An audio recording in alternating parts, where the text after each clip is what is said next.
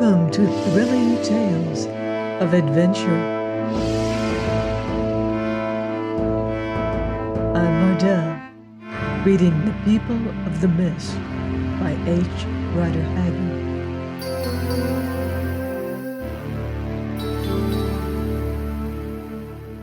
Chapter 11. That Hero, Otter.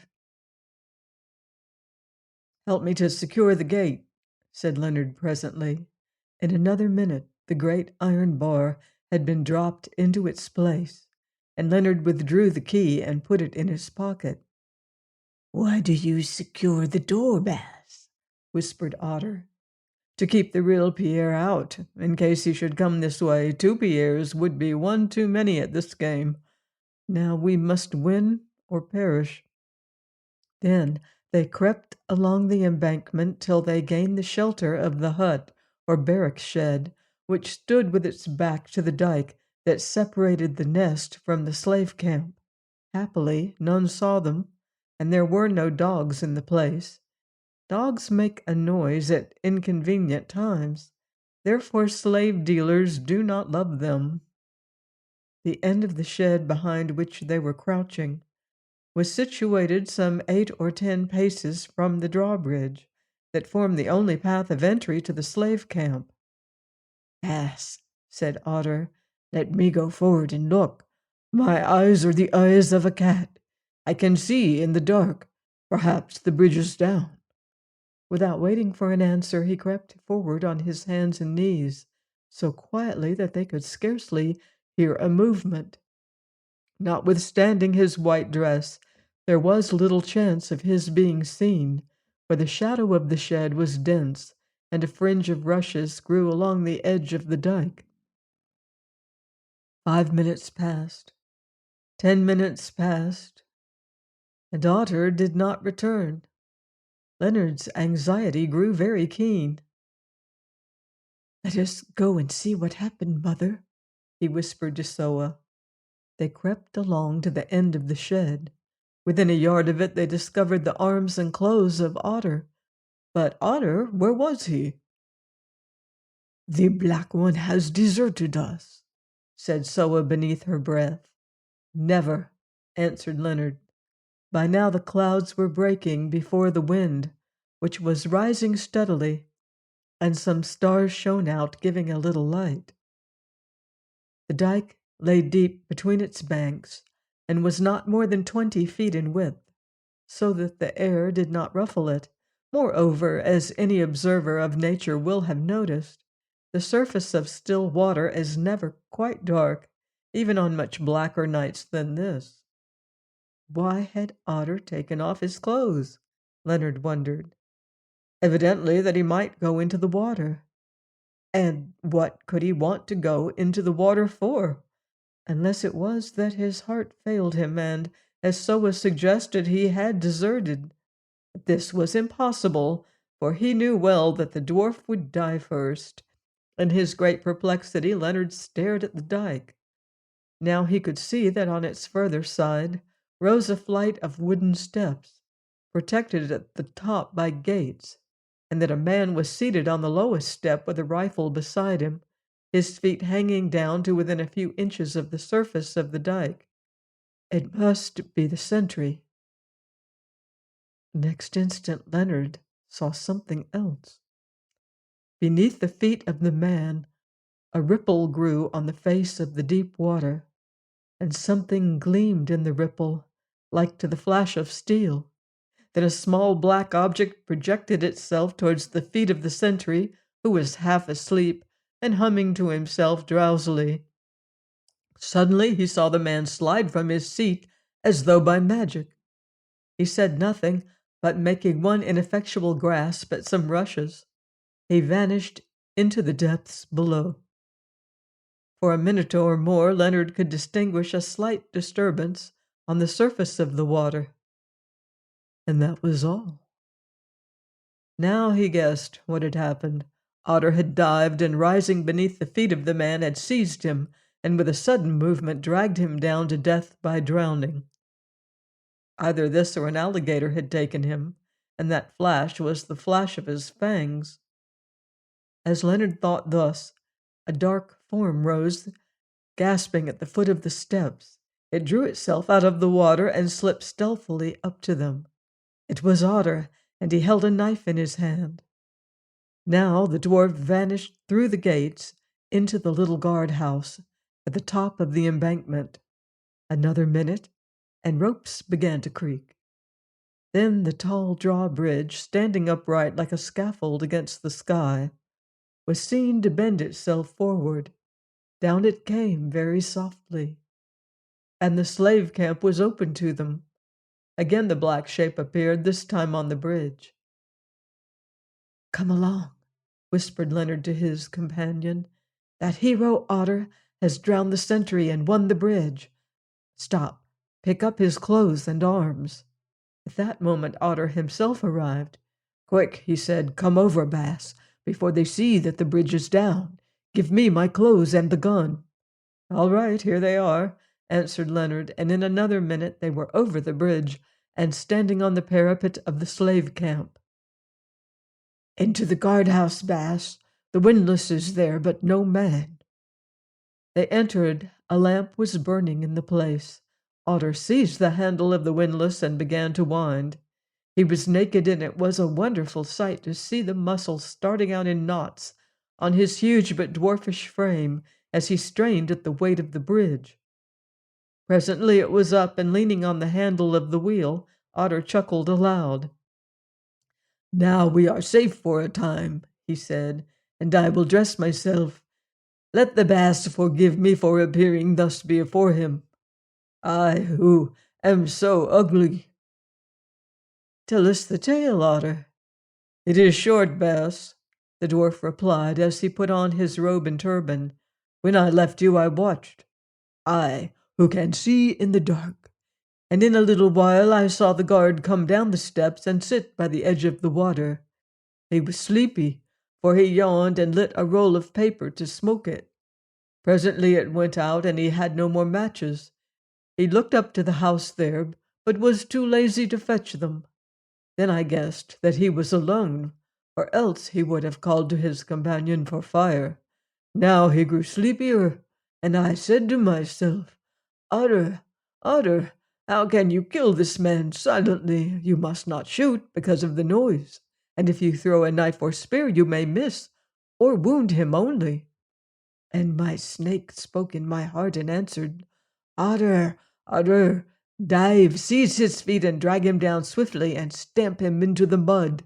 You who are half a fish and can swim as no other man can swim, do it at once, Otter, before the light comes and men can see the drawbridge move.'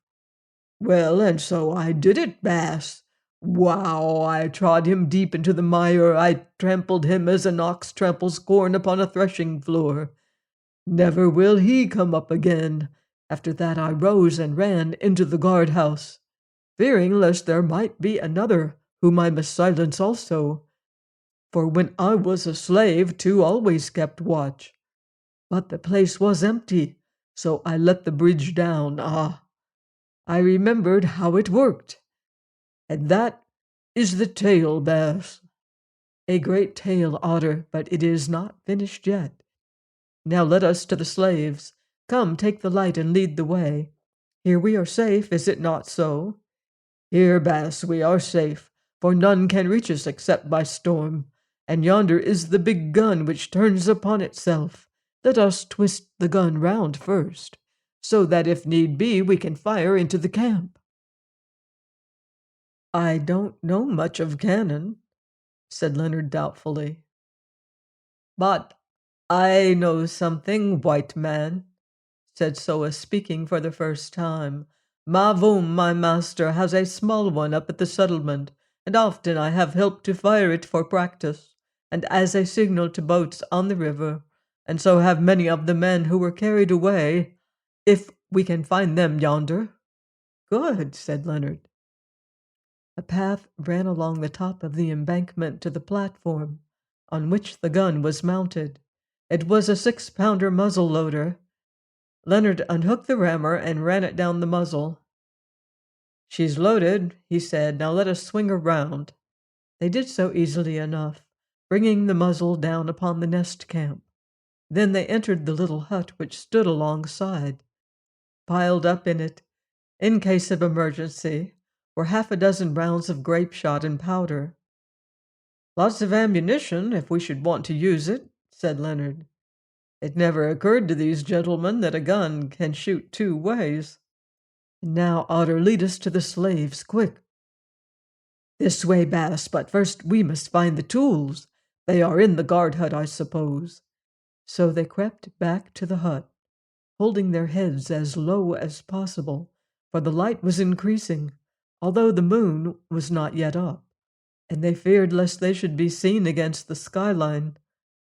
Here they found boxes containing nippers, chisels, and other instruments such as are used to undo the irons upon slaves. Also they found the keys of the padlocks that locked the iron bars to which the captives were tethered. Taking a lantern with them, but leaving another burning as before in the hut, lest its absence should excite suspicion, they passed through two strong gates and down the steps on the further side of the embankment. A few paces beyond stood the first slave shed, a rough erection supported on posts but without sides. They entered the shed, Otter leading the way with the lantern. In the middle of it was a path, and on either side of this path ran the long bars to which the captives were fastened in a double row. Perhaps there might have been 250 of them in this shed. Here the sights and scenes were such as need not be described. Of the miserable captives, some lay on the wet ground, men and women together, trying to forget their sorrows in sleep, but the most part of them were awake, and the sound of moans ran up and down their lines like the moaning of trees in the wind. When they saw the light, the slaves ceased moaning and crouched upon the ground like dogs that await the whip, for they thought that this was a visit from their captors. Some of them indeed stretched out their manacled hands imploring pity, but these were the exceptions. The most of them had abandoned hope and were sunk in dull despair. It was pitiful to see the glance of their terror-filled eyes and the answering quiver of their wealed frames whenever an arm was lifted or a sudden movement was made. Soa went down the line, rapidly examining the faces of the slaves. "Do you see any of Mavoom's people?" asked Leonard anxiously. "Not here, white man. Let us go to the next shed unless you want to lose these." "No good in that, mother," said Otter. "They would only betray us." So they went to the next shed. In all there were 4. And here, at the second man who was sleeping, his head bowed on his chained hands, Soa stopped suddenly, like a pointer dog when he scents game. "Peter! Peter!"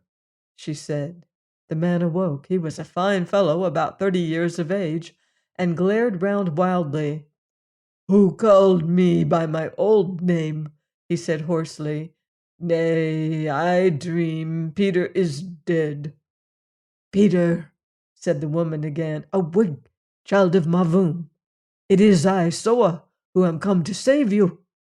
The man cried aloud and began to tremble, but the other slaves took no notice, thinking only that he had been smitten with a scourge.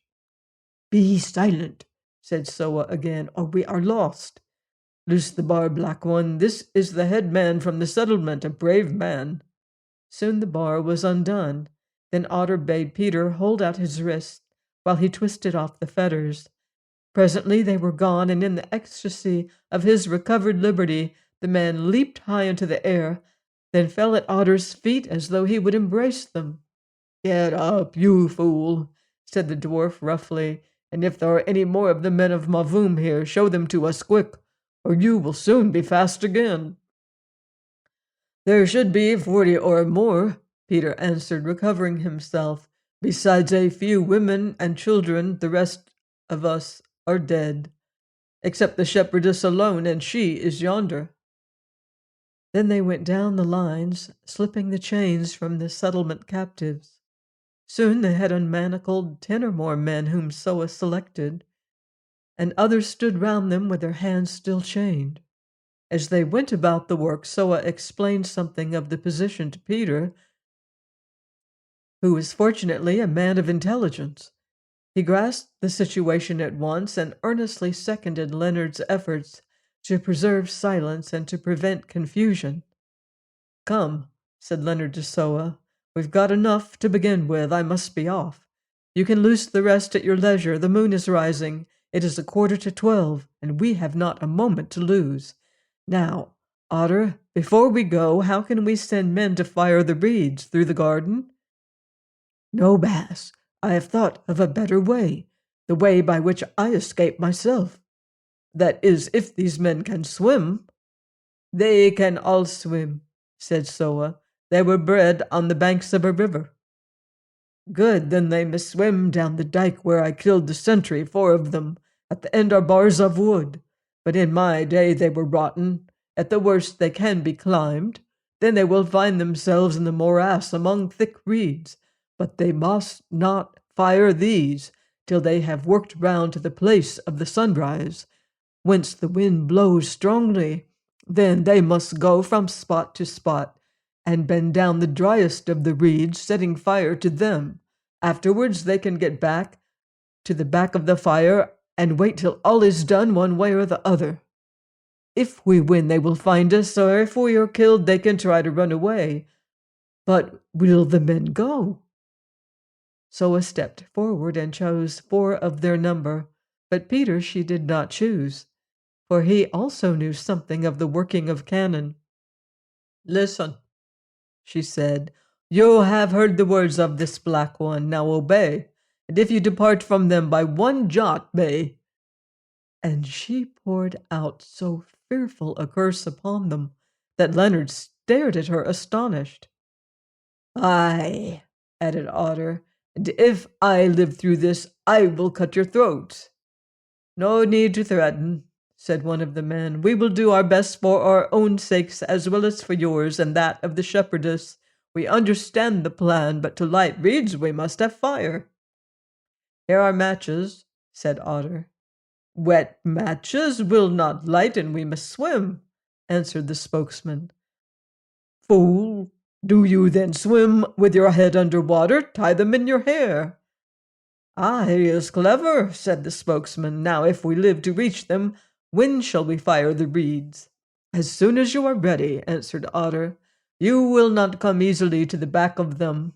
Farewell, my children, and if you dare to fail, pray that you may die rather than look upon my face again."